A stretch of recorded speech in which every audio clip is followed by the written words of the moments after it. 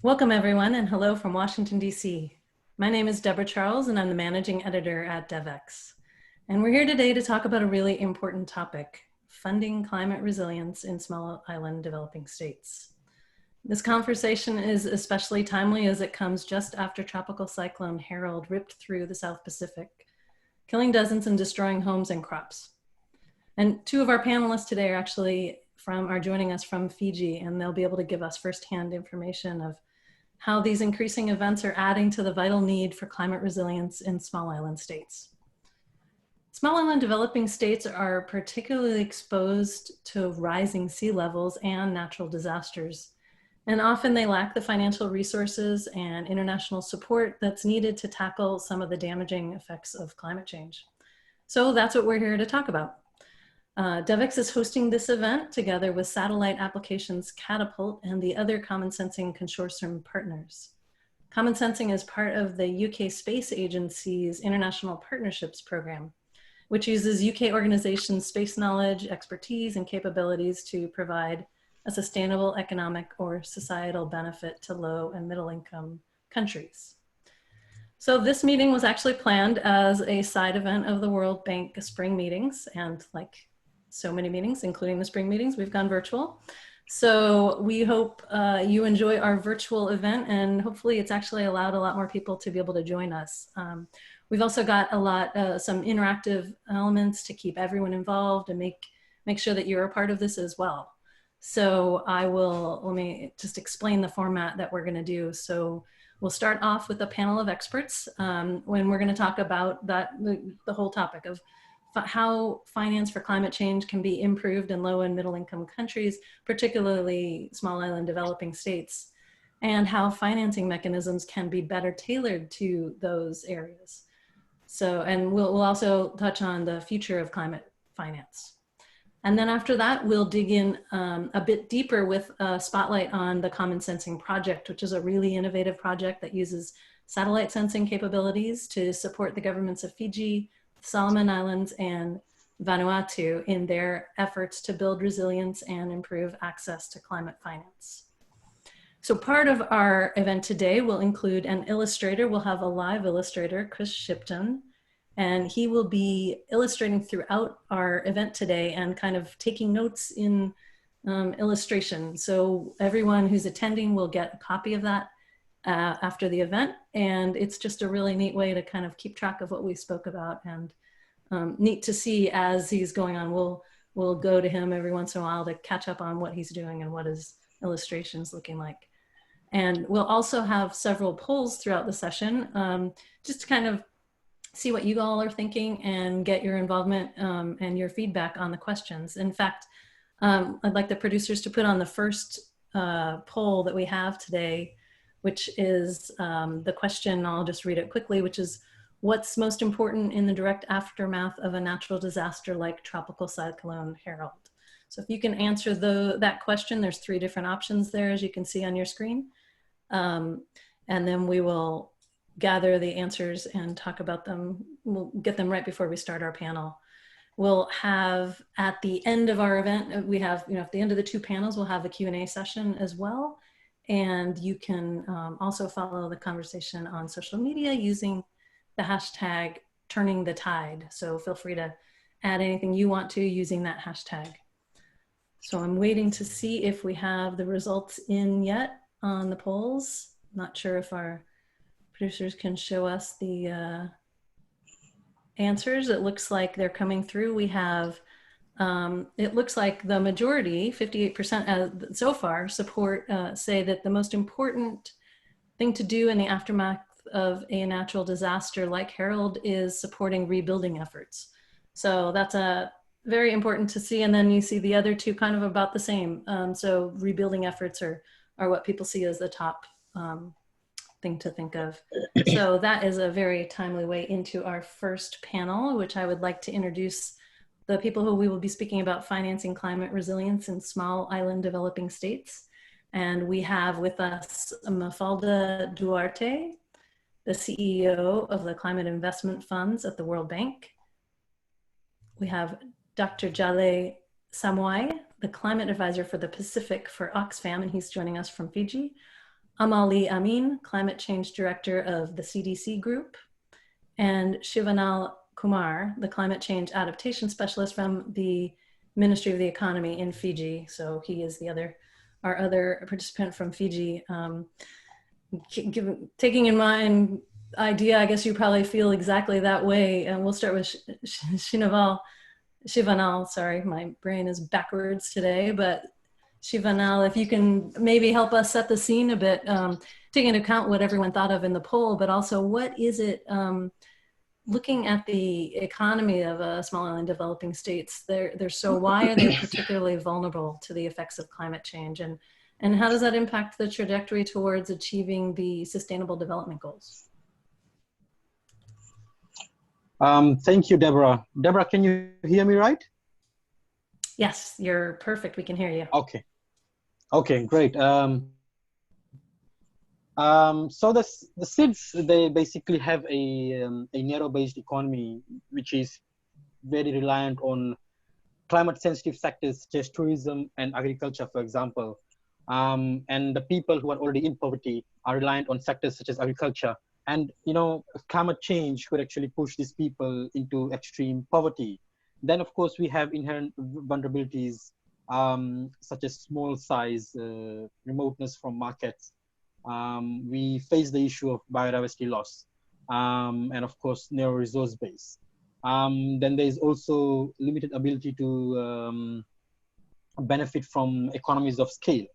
Now, to put this into context, a massive challenge for countries like us in the region is rebuilding post-natural disasters, and this happens year after year. During the devastating Cyclone Winston some years ago, the Fijian government spent $220 million to assist the Fijians rebuild. However, this is no way sustainable. No country in the world can actually do that year after year. Then another issue at hand is then the cost of building resilience, so that we do not have to spend so much on rebuilding to begin with. An example right here in Fiji is how underground cabling for electricity, for example, is far more costly compared to normal poles and cables that we see everywhere. However, during cyclones, those underground cables will not be damaged, thus will not require rebuilding. But this is extremely expensive process, and unfortunately, we are unable to reach that stage because we are hit back to back almost every year. So these damages they incur due to climate-related phenomena are very massive, very enormous in comparison to the economic sizes. And thus countries like us, we face great difficulties trying to raise funds for adaptation and mitigation measures. Then there's also, of course, high public debt levels as well, which sort of makes it difficult to invest in adaptation measures, where we have to typically borrow funds to address loss of earnings resulting from disasters, and then we have to invest in disaster relief, reconstruction, and all these things. Thank you.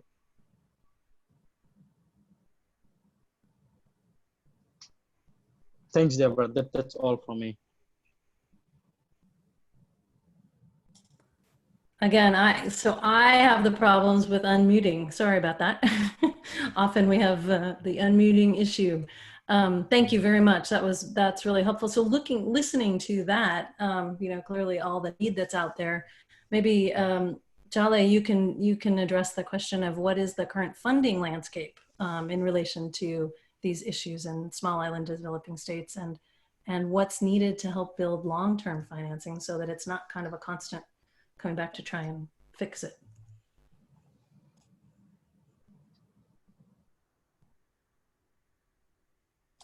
Actually, I just realized it looks like Jale dropped off the call. Mafalda, are you able to talk about the current funding landscape in relation to climate change and resilience building in small island developing states while we wait for Jale to come back?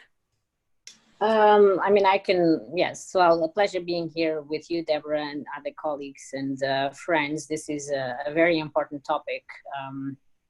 And you know, hopefully in this context where we are really seeing, you know, the economic and social impacts of a massive shock in so many economies globally, you know, what we are talking about here today is not it's not the current experience, but to draw a parallelism, you know, these economies, the SIDS economies, they are exposed and they suffer from shocks, massive shocks, which imply costs to human costs and economic costs that are at times, you know, higher than 100% of their GDP. I mean, we've had hurricanes not that long ago that costed more than 100% of GDP in some of the island states. And so one can understand that, you know, when these things happen, we have to spend massively in reconstruction and putting the economies back where they were, in a context where, you know, there's limited fiscal space, as the colleague was saying, and GDP growth is being undermined as well because of the shock. And so we get into this cycle, very negative cycle, which is, you know, you have a shock that requires massive investments to rebuild, but you have limited fiscal space and you have your economic growth hampered at the same time. So clearly, you know, what is really needed is serious investments in resilience so that we can prevent such big costs in terms of recovery and reconstruction.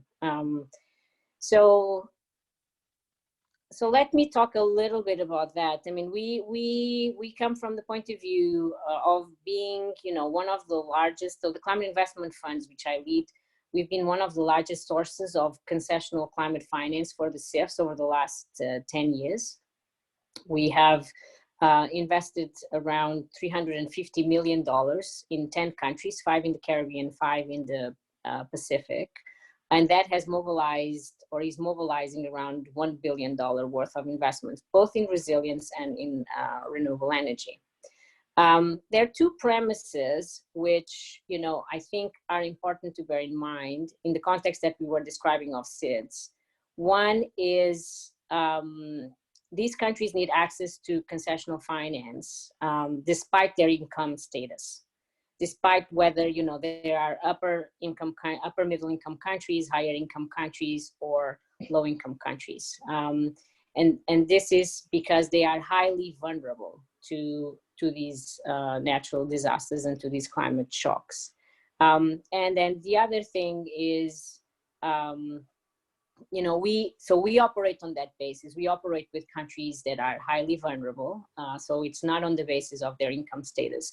And the other thing is that distress levels. So if countries are in high risk of that distress or already under that distress, they receive grants from us. So this is another important premise because, you know, in fact, our funding, 80% of our funding is in the form of grant. And as you know, or hopefully a lot of the audience will know, we work through multilateral development banks and have been operating across the spectrum of investments that are necessary, you know, climate services, climate information, mainstreaming resilience in policies and strategies to critical, you know, investment in climate resilient livelihoods. And we have been doing it, and I think this is something that you will get to, and it's really important. So, I mean, in terms of the question as you framed it, Deborah, one key point that I wanted to make, it is about time that we realize that we have to invest in long-term resilience to prevent, you know, having to make massive investments in recovery and reconstruction. The second thing is we have to look at the particular circumstances of these countries. These countries are much more exposed and more frequently to impacts, to these shocks, and they are less well prepared because from a macroeconomic point of view standpoint. So that's the second point. But now the question is, and those levels are not yet there. The levels of funding that are going to these countries for resilience are not yet there. We are spending quite a bit of resources in disaster and reconstruction, and we haven't been investing, you know, as much as is needed on resilience to prevent those levels of costs later on. But it can't be done, you know, it can't be done on a project by project basis. This is another key point that I wanted to make. This has been our experience. We really need to think about programs of investments. We have been piloting this platform and doing what we call, our programmatic approaches, which is bring the multilateral development banks as key financiers to these countries together, work with the government and private sector and other in-country stakeholders, and bring something which is much bigger and much more transformative than a couple, 2, 3, 4 good projects. But I have to say, based on our experience, it has worked well in terms of bringing multilateral development banks together and the governments, but it has been challenging to bring other partners, other financiers and other development partners to come together into these programs. And so I think, my hope is that, in the short term, in the near future, we can, anchored in NDCs in the countries, we can actually find ways of bringing multiple financiers into a common program of investments, where we are looking at a few key dimensions, one of which is, are we really prioritizing what is more relevant to the specific countries? Second, are we looking at systems and how we change systems? And a lot of the times, to change systems, we need to look at the policies and we need to look at the institutional capacities in country. I mean, institutional capacity is another thing we can talk about. So we need to look at systems and systems change. The other thing is scale. A lot of, these countries access funding, but the volumes of funding that they access from multiple sources are limited. When we are doing infrastructure investments, they require quite significant levels of investment. So scale is quite important.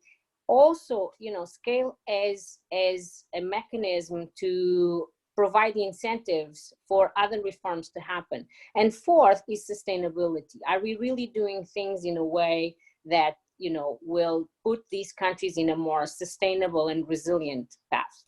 So I'm gonna stop here a little bit because I know that I can't be consuming all of the time. Thank you. No, that was really interesting, definitely, and very true. I think there's so many areas for improvement that it's good to hear your thoughts. Chale, you probably fell off right as I was asking you, but I'm wondering if you have thoughts on sort of, what other, yes, we need some more longer term financing, but what like looking more at a local private sector level, what can you think of as what financing is needed to help build resilience at individual institutional sort of level? In, speaking, given that you're on the ground in Fiji. Thank you, Deborah. I think most of the point has been at a high level is been covered by Mr. Duarte. But for us in the Pacific, when we talk resilient investment and sourcing of this kind of fund, one thing is critical is context. Because when you talk innovation, innovative financing mechanism, it's usually associated with the private sector financing. And if you look at the region, I mean, if you look at SIDS, we are homogeneous in the sense that we are not all the same. There are bigger ones and there are very, very small ones. And the small ones are really, most of it are here in the Pacific. And even to talk private sector to these specific island countries, it doesn't make sense because most of these SIDS have minimum to no private sector at all. So yes, innovative financing is critical. I mean, you can talk about green bonds, blue bonds, whatever color bonds, but we need to really consider when we talk resilient investment among SID, it has to be very contextualized. It has to fit the realities on the ground. And for us, for most SIDs, the most practical financing mechanism is just bilateral and a multilateral. Because, I mean, if the more complicated the financing mechanism becomes, the harder for us to access this financing. So I'll leave that there. We can continue discussion. Yeah, thank you very much. Amalie, what about, can you talk about how donors could better support access to climate finance? Yeah, thank you. So I think, just wanted to endorse everything that's been said, really. And, in this point particularly about SIDS are not a homogenous group, and there are different needs. So I'm currently working now in CDC. We're working in Africa, South Asia, and so mainly with the LDCs, where I think there's a lot of very common challenges being faced. But in my previous role at the Inter-American Development Bank, I worked with a number of Caribbean countries on resiliency, helping to strengthen resiliency. And I appreciate that some of these approaches may be for some of the slightly larger countries, but I would say that I think the point that Mafalda made is essential. We have to break this vicious cycle, and it can't be a case of just constantly trying to recover, and then getting more indebted, continuing with indebtedness. I think it's essential to build the long-term resilience and also adaptive capacity. And I think that adaptive capacity needs to go across government, across all sectors of government, as well as across all parts of the economy, civil society, where there is a private sector, that also needs to have the adaptive capacity to be able to continue to put in place resiliency measures. I would say the pilot program on climate resilience has really been, I'd say, pretty exemplary in providing very significant amount of grant up front to strengthen the institutional arrangement. So I personally was involved in the Jamaica program, one of the larger small islands. And what was essential at the very beginning was to strengthen the institutional collaboration across government, recognizing the role of the planning ministry that has really strengthened its role in leading on the resiliency agenda over the years. But back then, when we started on that in, I think it was 2010, there was very little interaction between the planning ministry and the meteorological office, who had the understanding around some of these climate scenarios and some of the potential impacts that were going to affect Jamaica. So the first step was to bring those two key stakeholders together to develop a strong working relationship, and then look at working across different government ministries, and very importantly, working with local communities. That was really, that's absolutely essential, because I think what we see, and we see it time and time again, when there is a disaster, even where there is finance available, and we see this particularly in certain insurance type mechanisms, that doesn't necessarily get down to the communities who are really most impacted. I think we're seeing, I'm hoping we're going to learn quite a lot from what's happening in this COVID crisis, and help hopefully build on that moving forward.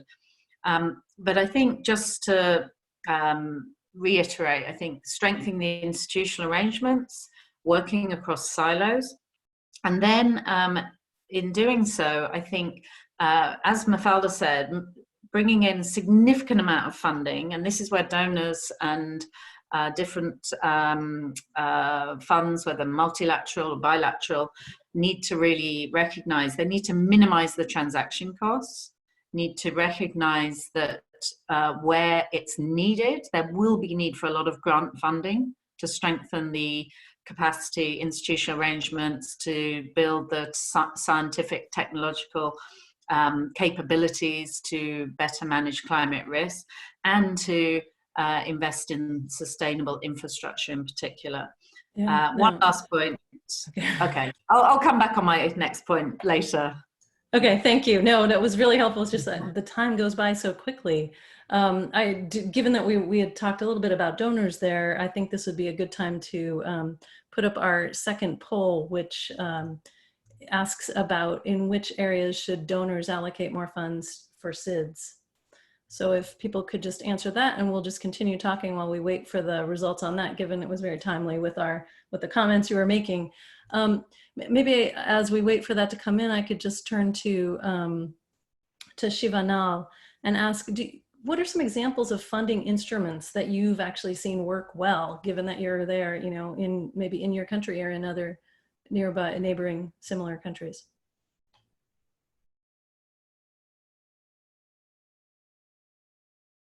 green bond, which is an innovative and attractive way to bring in the private sector.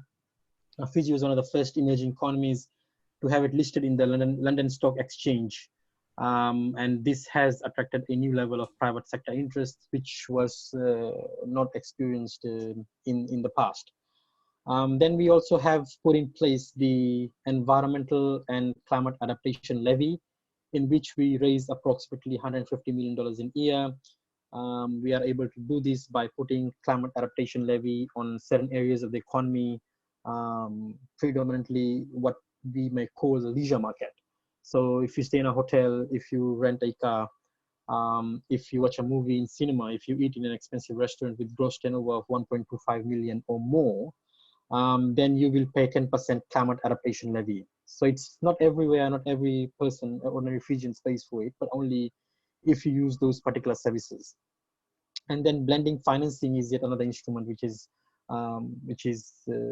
being used. I think we have one blended financing project currently underway with the IDB and some other partners.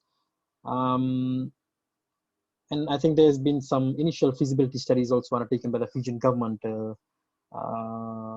and development partners like UNDP that shows significant potential for micro-insurance products to address climate and disaster risks. I believe this has worked well in countries like Indonesia and India. And there's also some preliminary discussions with the World Bank currently going on to develop a tailored catastrophic drawdown option similar to products that was developed in countries like Philippines, for example. Yeah, I'll leave it there. Thank you. Yeah, thank you very much. That's interesting to hear the types of, the products that we talk about and just in implementing them, how they work. Just looking back at the poll results, we see that, everyone seems to agree. The resilience building is, by far and away the biggest area that donors are seen as they would see that donors should allocate more funds to. So that seems to go along with the theme of our conversation today. I'm going to shift a little bit and just talk about, maybe this one would be Jale and Mafalda would be able to answer this, but there's often a disconnect between the disaster risk community and the climate finance community. And how can the two be better collaborated? I mean, we think about these great ideas that this works well, but in reality, how might they work better together? Jale, do you want to start, and then Mafalda?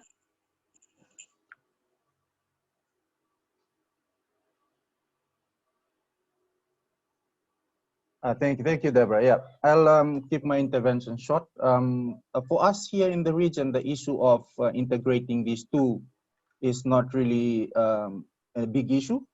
For me, what I see is to merge these two, what is critical is political will. And the reason why I say it's not really a big deal in the Pacific, because we have our leaders have basically agreed in terms of the regional framework for resilience, which incorporate both climate change and disasters in terms of guiding how development work are done in the Pacific.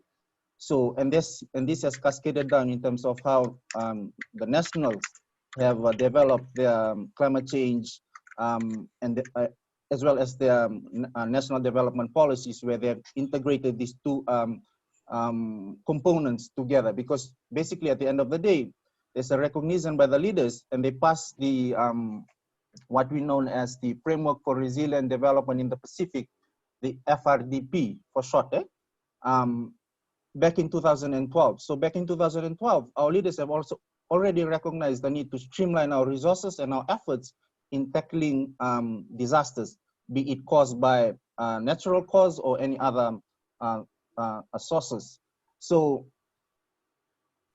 So basically, a lot of our national countries have incorporated what our leaders have directed at the regional level into how they're going to carry out their development activities in terms of charting a way towards a sustainable development future. Thank you. Mafalda, did you want to? Yeah, I mean, what I can say is that I agree that these things need to come together. I mean, it's not surprising to see that these communities may be somehow disconnected in more places, more in other places less, because the disaster risk community has been operational for much longer than the climate finance community, and they have a whole institutional setup around them. So at the national level, normally this DRR community is coordinated through agencies that are in charge of civil protection or emergency responses, whereas climate finance and resilience normally is hosted and led by other institutions and in terms of other institutional frameworks. But I do think that there has to be a recognition that they should work a lot more together, and basically benefit from each other with a focus. I think my critical message is, and there are multiple studies that keep coming up and saying we have to invest up front to prevent the massive economic costs and social and human costs that come from shocks. And we need to rebalance that. Right now, countries are spending quite a lot more on the reconstruction and recovery side than they are in the building of the resilience side. And it's incumbent upon all of us, working in the various institutions, to make sure that we find the ways to support them, given their specific macroeconomic circumstances that are due to the various things that Shinaval mentioned earlier on as well. So I think it's not surprising that it is the case, but it's time to bring these things together, and that's why platforms and programs where you actually bring the institutions together. Amelie was talking about that has been our experience. People think that, oh no, that's obvious and certainly it's happening. It's not the case. It's very difficult actually, and it requires investment over time to help the institutions and champions bring all of the different institutions and communities together to strive for the same goals and agree on the set of investments, both at the policy level and in terms of infrastructure and others, that need to happen. Yeah, thank you. Very true. There's a lot of work to be done. Let me, all right, I'm going to get your final thoughts from everyone on the panel after we ask this last question. So question number 3, if the producers could put that up. Basically, the question is, in 2017, only about 2.2% of all climate-related funding went to SIDS. What's the main barrier for SIDS accessing these funds? So it'd be interesting to see what you all thought. And while people are answering that, I'd like to get to everyone and give you 30 seconds each to give me what would be your call to action in terms of how can we actually move the needle forward on climate finance and support SIDS to build resilience and achieve the SDGs?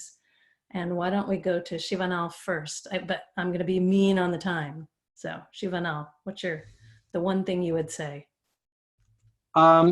Thanks, Deborah. I think we have to get private sector on board, strengthening the cooperation between government and the corporate and the private sector. I think this is extremely important as we go ahead, because government alone is in no position to deal with this issue of climate change. Thanks.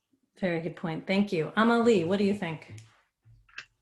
Hi, thanks. So I agree with that point. I do also think that now, as we look at the post-COVID recovery agenda, I think there's opportunity to really ensure all the public resources that go into countries really does create those very strong platforms for resiliency. And I think we need to think about resiliency in a very holistic way.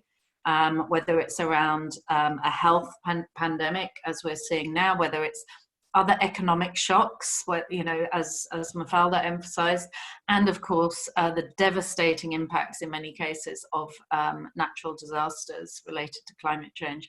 And, you know, I really hope that we have an opportunity now to put in, as the public funding increases, that more and more goes to building in resiliency, and also bringing forward, I would say, particularly small, medium-sized enterprises. They're going to be really critical to help countries build resiliency moving forward.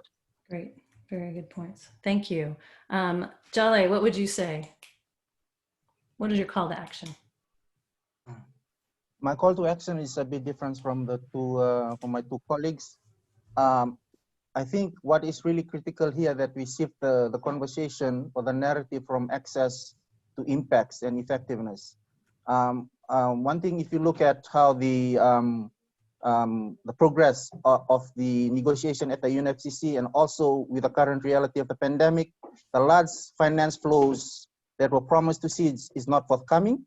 Therefore, it's really, really important that whatever little the seeds have access, we have to ensure that it really benefits the society, because at the end of the day, this is where the impacts are really felt.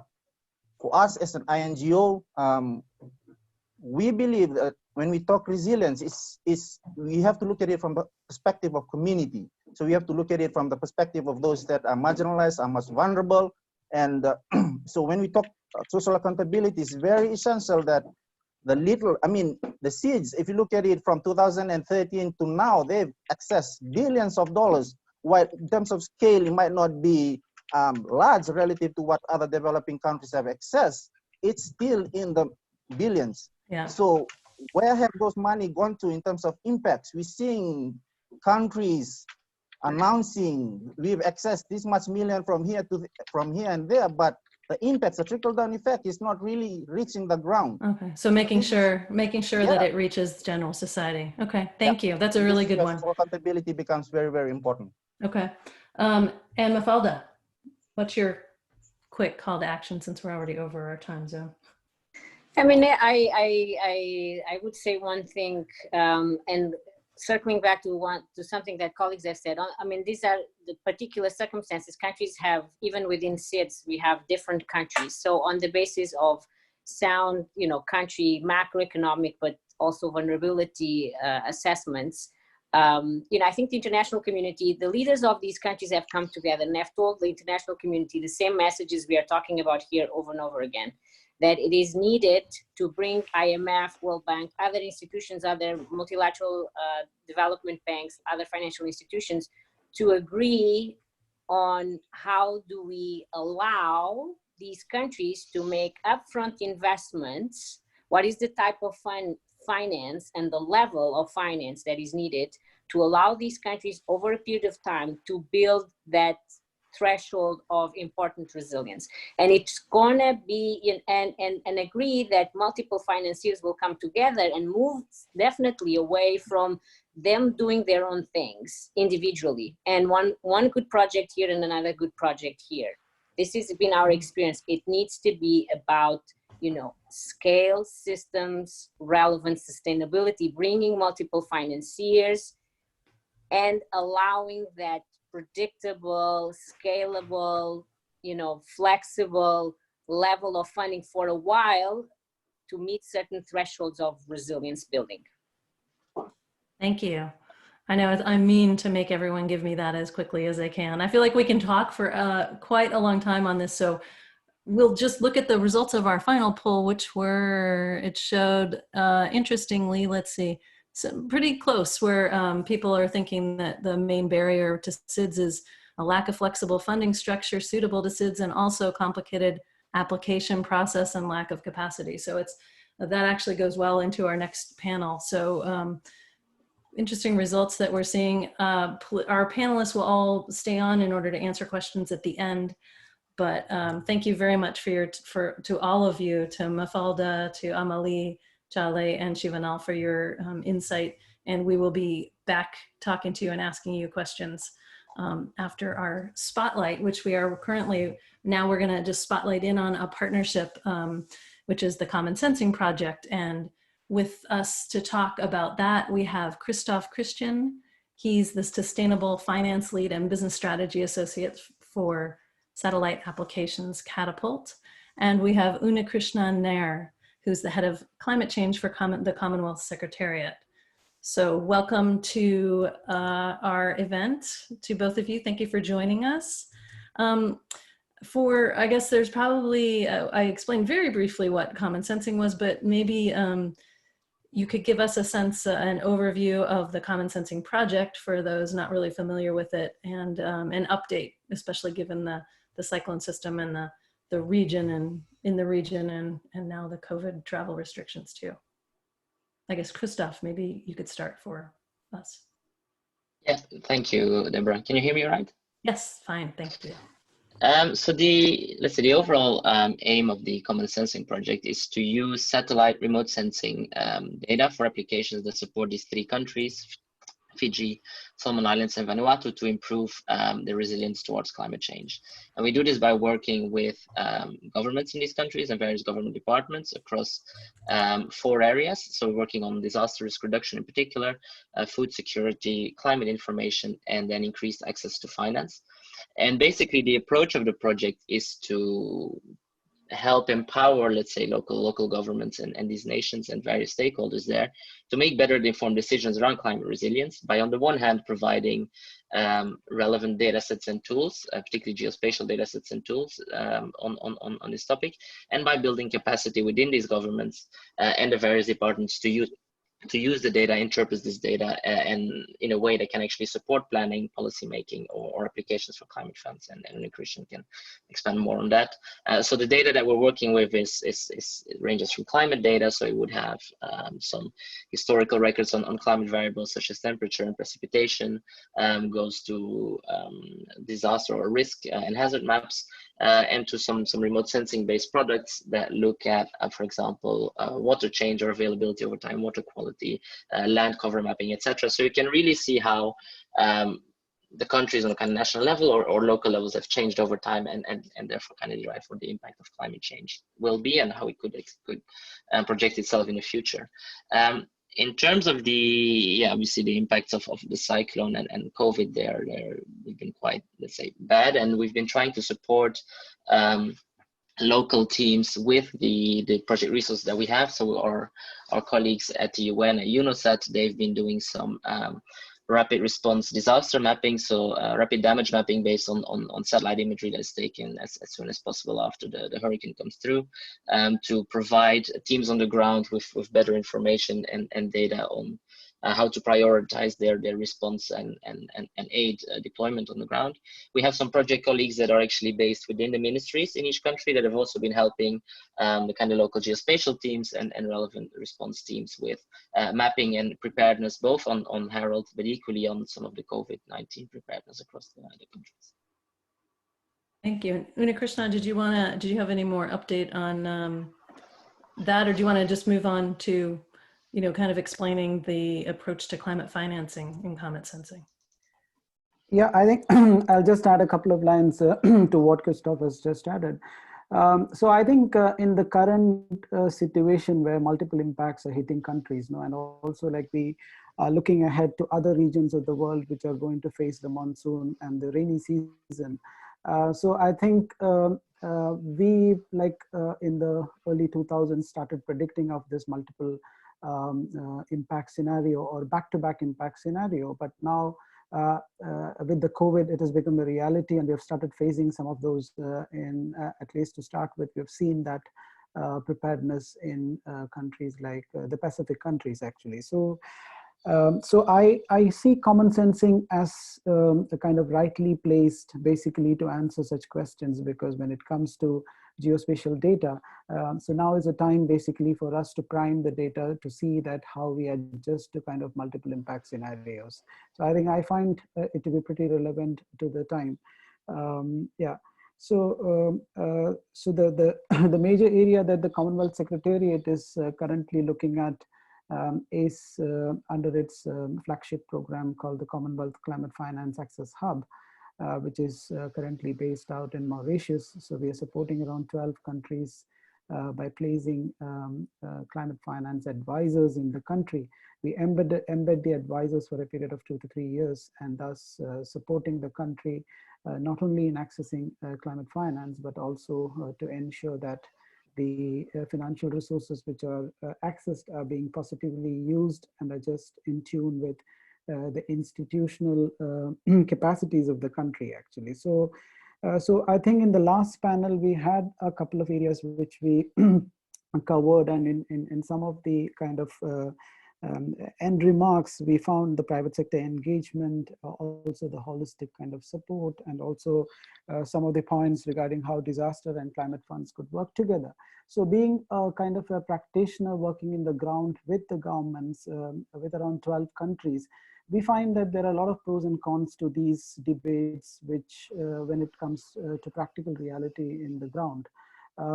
So for example, when you take the case of private sector investments, we've been trying to work in different countries with multiple financial instruments, starting from the equity-based instruments to insurance products to blended financial loss guarantee systems and all. But what happens in the ground is that when the public and private resources are to be blended together, there is a serious difference in the pace of both the finances working together for the common cause. I think that's one of the major reasons why private sector shy away from big investments. Yes. So we find certain ways of moving together. So we have some new projects where we have found some successes, but of course it's still a challenge when it comes to SIDS, which apparently out of the 54 Commonwealth countries, we have more than 30 SIDS. So we are using that as kind of petri cases, basically, to come out with successful models and demonstrate.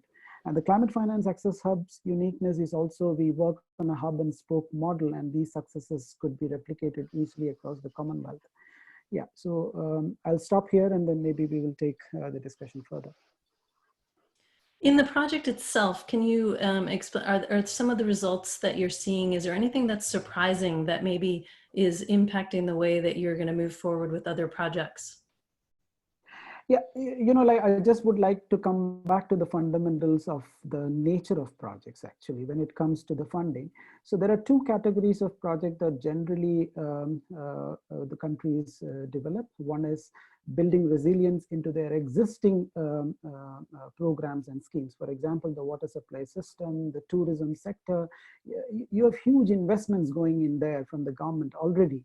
And do you want to climate proof those investments? That's, I think, the first category of project. And the second category is, of course, what we were talking about, very concrete adaptation mitigation project. So if you look at the majority, which is the category one kind of projects where we have to infuse resilience into the existing public sector schemes and programs, that's where the mismatch happens when the private sector comes in, because you have got an existing pattern of working, institutional architecture, structuring, and financing, wherein if you're bringing the private investment to bolster or to catalyze the climate action, that's where the systems conflict. So I think that's one place where our climate finance advisors are now acting as kind of a bridge between the private and the public sector, and ensuring that a kind of a common ground is struck. But I'll say that it's a very difficult territory to bring in finance and to ensure the impacts and effectiveness that some of the earlier speakers said. To ensure that the timeliness of implementation is a big question, actually. Yeah, and maybe Christoph, can you give us any more on the data? Like in reality, is it being used, or how is it really being used to guide the appropriate allocation of the funds? And is it realistically able to have the government, can the government and SIDS nations take more informed decisions with this?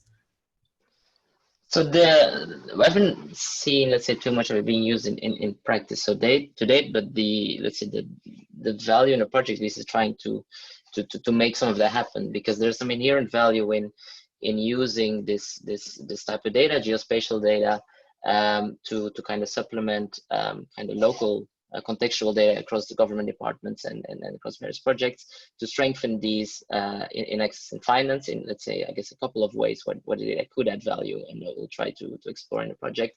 So one is enhancing, in a way, the project proposals themselves, providing, let's say, an additional or a kind of more scientific level of evidence by providing some of these data sets that go back over decades of time, where before there was no data on how the climate has been changing, where have patterns changed drastically, etc. How is this clearly showing, let's say, a trend beyond the normal, to make the case that this this funding is needed and now and there.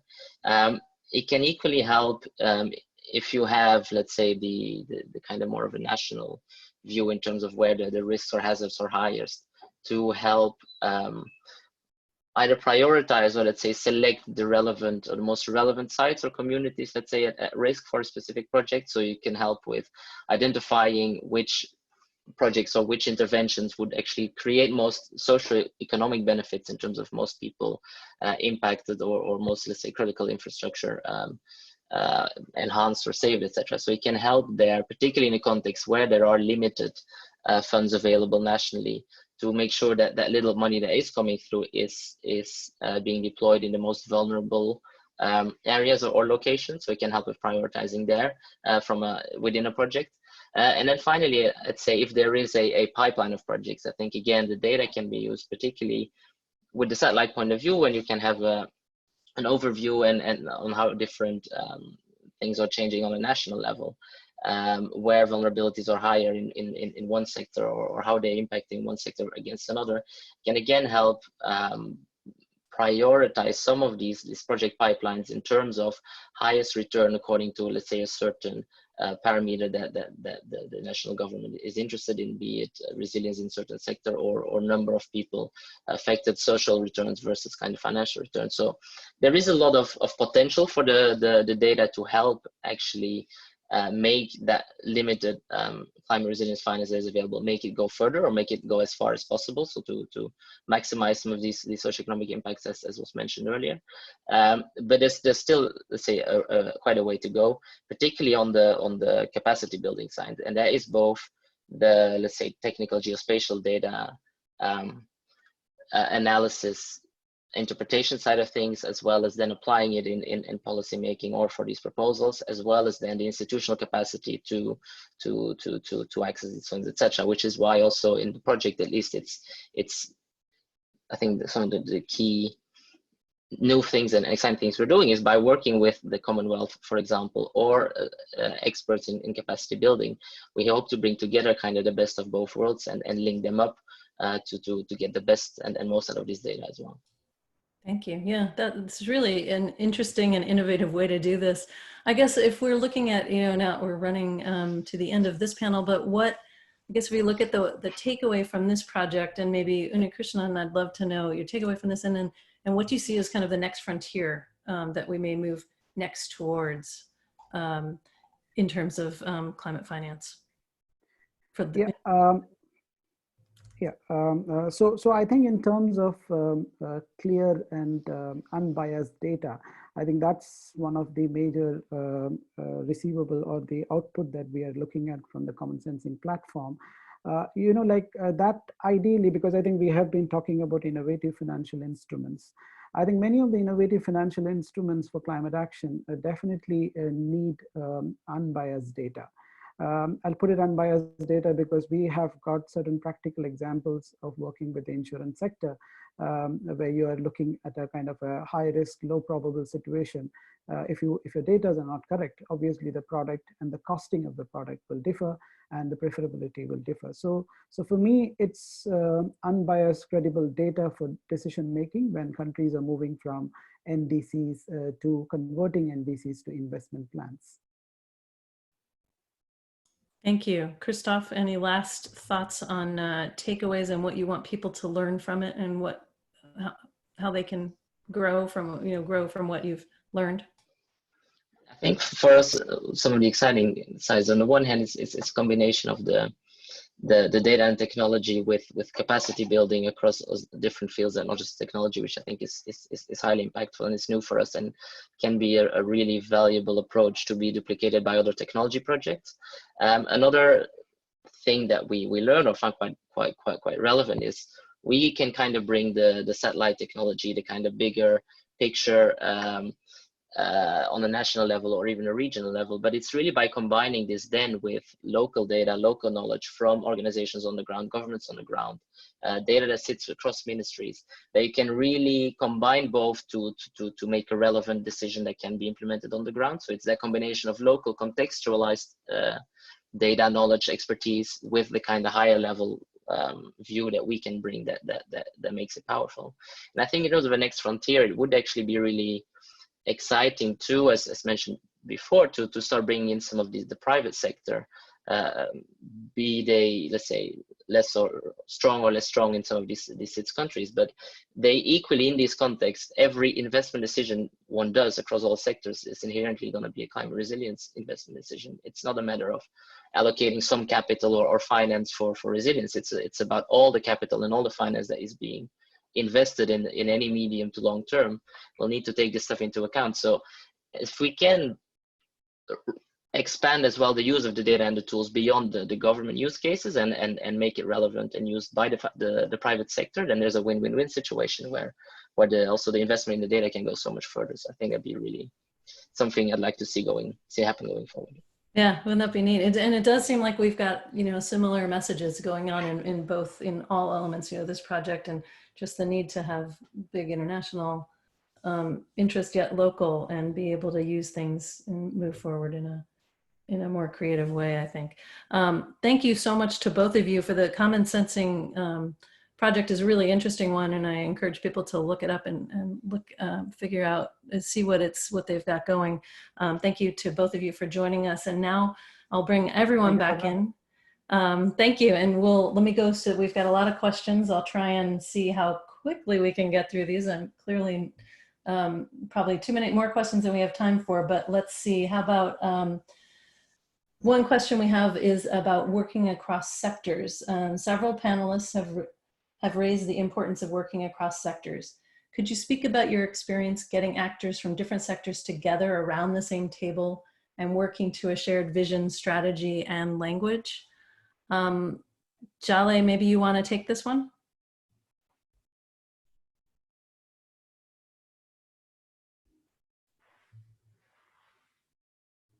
Or if Jale might have fallen off again, I'm having a hard time seeing my screen of people who are here, but who would like to take that one? Can you hear me now? Yes, there, we have you. Thank you. Yeah, I think it's a very interesting question. It's a question that really arises a lot in terms of how do we work together. But if you look at the current dominant discourse in terms of, specifically within the context of climate finance, in terms of scaling up the finance, scaling up the effort, the conversation tend to revolve around the PPP model, the public-private partnership model, in terms of emphasizing that these are the two critical players within this particular space. But I think what is essentially is missing from that particular model is the focus on people, because at the end of the day, we're doing all this for the people. We're building resilience for the people. So the triple P needs to add another P into it, the public-private people partnership model, because we need a whole country approach when it comes to tackling climate change. Climate change for us in the Pacific, it's a reality. It's happening right now. Just last week, we have TC Harold, Tropical 5 cyclone, hit 4 countries within 4 days. So, and we're still within our cyclone period. And for us here in the region, we've really learned and appreciate the need to work together. And I'm really glad to see that most of our Pacific Island countries are starting to incorporate this approach within in terms of how they govern climate finance. And a very good example is Vanuatu. And if you look at the national, the NEB, the supreme policy body that decide how climate change and disaster risk projects are funded and are implemented in the country. Within this body, you have the government, you have the CSO, you have the private sector, you also have development partners, all working together to decide on how climate finance and disaster risk are to be implemented in country. And that to me is a very ideal model of cooperation in terms of what is needed to do this. At the end of the day, we're talking about politics. You know, it's all about political will. If our government and private sector have the courage to work together and see the value that NGOs and other parties have to bring to the table, then what's stopping them? Thank you. So isn't that always the answer? It's politics. It seems to be the answer to so many different things. No, I just like to jump in, because basically in my previous experience of working with Government of India, basically in terms of taking some of the blended financing products with private participation for climate resilience, what we have found is that we will have to develop even business models around the private sector to benefit out of that scenario, because otherwise there will not be any private interest in coming on board, actually. So for example, what COVID has taught us in terms of for example, the response of South Korea to the COVID situation by quickly pressing in the private sector to bring in the ventilators and the testing equipments, so that they could quickly come out of that. It's a classical case, actually, where we could probably develop a business model around disaster management, develop a business model around greener ways of rebuilding, actually. So I'm sure there are business models hidden there. So without thinking about the business models, if you think about private sector inclusion, I have seen in many instances it just fizzles out. Thank you. I'm going to move on to the next question. This is a question about the role of ministries of finance. You mentioned earlier the need to strengthen institutional capabilities.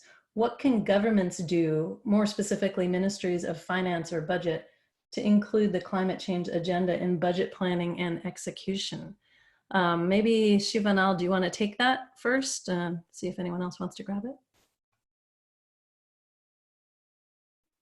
Hi, Deborah. So the criteria that we use here in Fiji is that when the ministries, the line ministries submit to us their project plans for the whole year and things that they want to do, and we allocate certain budgets, we have a very strong criteria in place where they need to tick all the boxes when it comes to resilience and climate change being mainstreamed into each of these projects.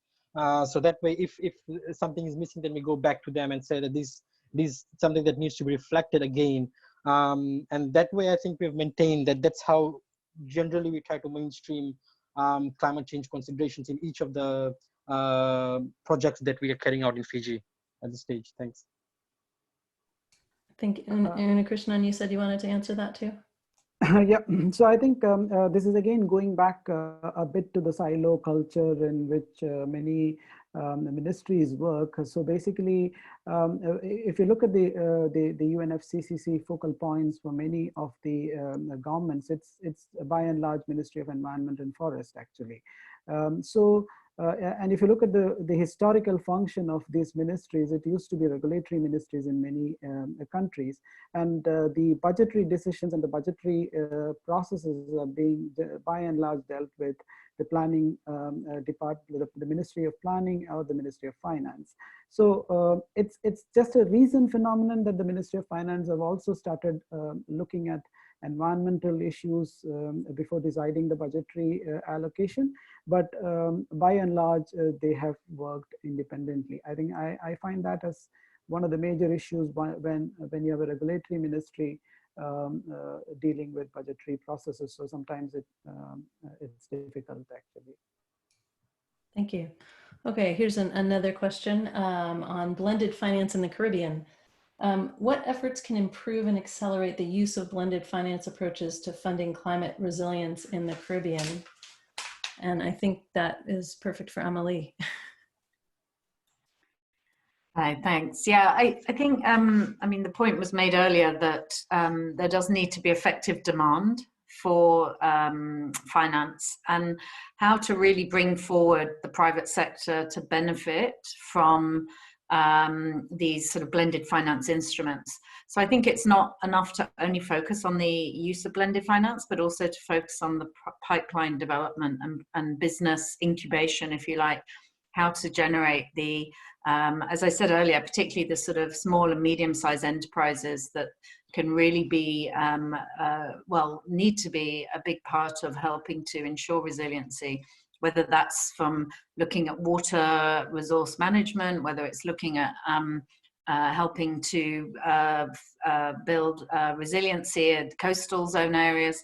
I think one of the questions also asked about the role of natural resources. I think that's, you know, nature-based solutions have to be a big part of the resiliency agenda. I mean, they already are. I mean, the IDB has some good experience working with a number of Caribbean countries to strengthen the nature-based resiliency along coastal zone areas, and that's like about helping to maintain but also regenerate coral reefs, looking at other mangrove restoration, all of these sorts of things. So I think blended finance and blended financial instruments are important, but you have to focus on generating effective demand and bringing forward the business opportunities to access those resources.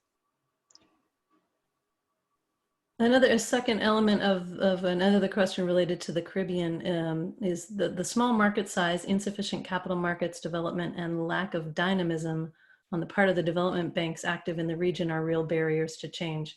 What are your recommendations to help overcome some of those barriers in the region? I wonder if Mafalda would want to answer that one. Yeah, sure, Deborah. So just to say, going back to some of the points raised earlier, I just want to say that, you know, this issue of bringing ministries together and different stakeholders, there are experiences. We've had these experiences in 10 countries, 5 in Caribbean, 5 in the Pacific. That is precisely the way we deploy our resources, is making sure that the conversations are anchored in a lead ministry, Ministry of Finance or plan, that these ministries of finance bring all of the different ministries and civil society and private sector to discuss, you know, a strategic program of investments. And we are, you know, happy to encourage everyone to look at our work and reach out if they want more information. The issue of working with the banks in the region, I mean, we also have experiences doing this, and this is something that hasn't been spoken much here, even though, you know, Amalie has mentioned this point and other colleagues working with SMEs and, you know, the small farmers and the small entrepreneurs. One model that has been quite effective, that we have seen being quite effective in the SIDS and elsewhere as well, is what we call financial intermediation, is actually working with local commercial banks or development banks. So to enable them to basically provide them with the advisory services and the capacity for them to structure lines of credit for SMEs and make those offerings into the market and make the offerings known into the market as well. And these are, you know, lines of credit that, you know, these are institutions in the region, in country, that are providing loans to agribusiness, for example, for drought and disease-resistant crops, for, you know, rainwater harvesting or more efficient irrigation systems, storage systems. So that is another, you know, way that we have found to be quite effective at reaching out the bottom of, you know, the small entrepreneurs and engaging the domestic markets as well. And, you know, in terms of blended finance, again, we have experience. We are mobilizing, you know, into the region when we deploy finance when it comes to private sector, it's blended finance. We blend our public resources with those from the private sector and the multilateral development bank's own resources. And there are examples of, you know, structures in the region to de-risk, you know, investments and to bridge, you know, to bridge this underperforming time spans that between the investment and when the climate benefits will occur. So again, you know, I encourage everybody to look at some of the experiences. We and other institutions have a little bit experience, and that, you know, needs to be looked at and built upon. Thank you. I want to throw in, there's one more question that I think we can try and fit in very quickly, which is a totally different topic, but an interesting thought of what role do you see civil society playing in these efforts, particularly ensuring that climate finance and government efforts to reach the most vulnerable to climate change. Maybe Jale, if you can answer that in a quick answer, I would love it. It's an element that we haven't really talked about as much. Your mute is not, you're still on mute. I think I've responded to the question online. And the crux of the question basically rests on my earlier intervention on social accountability.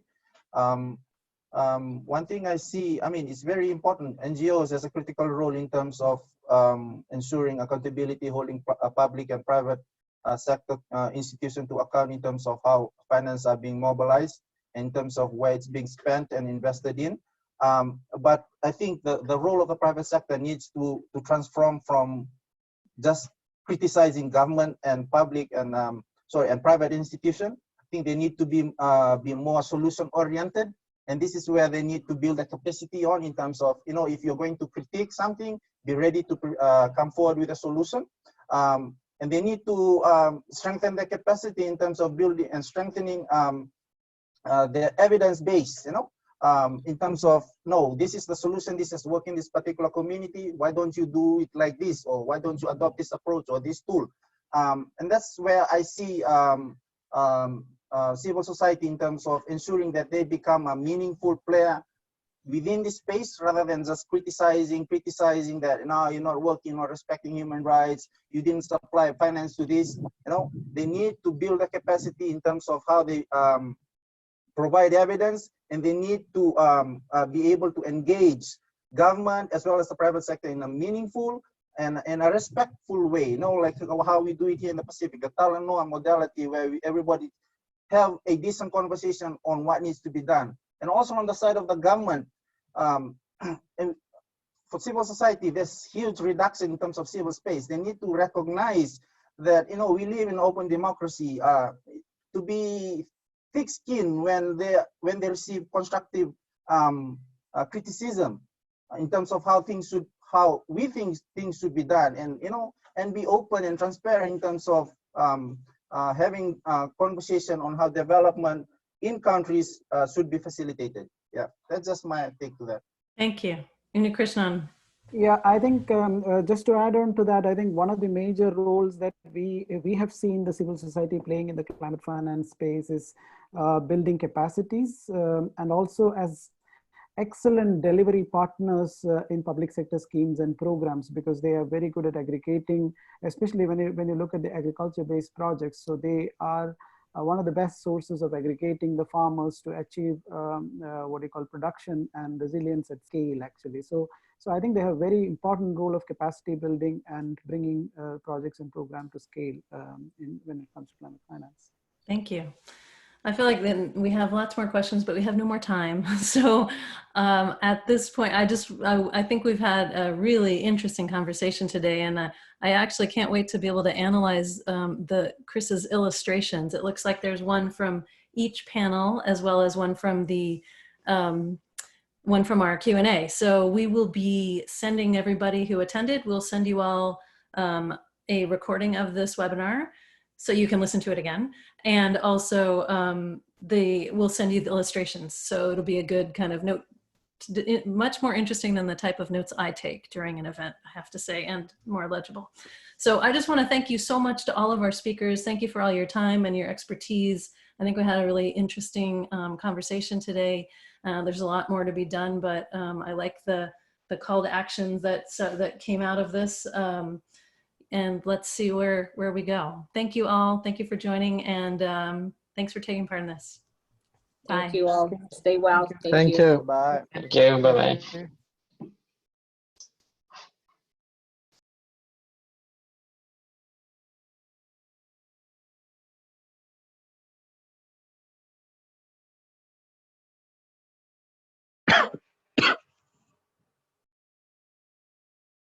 Mm.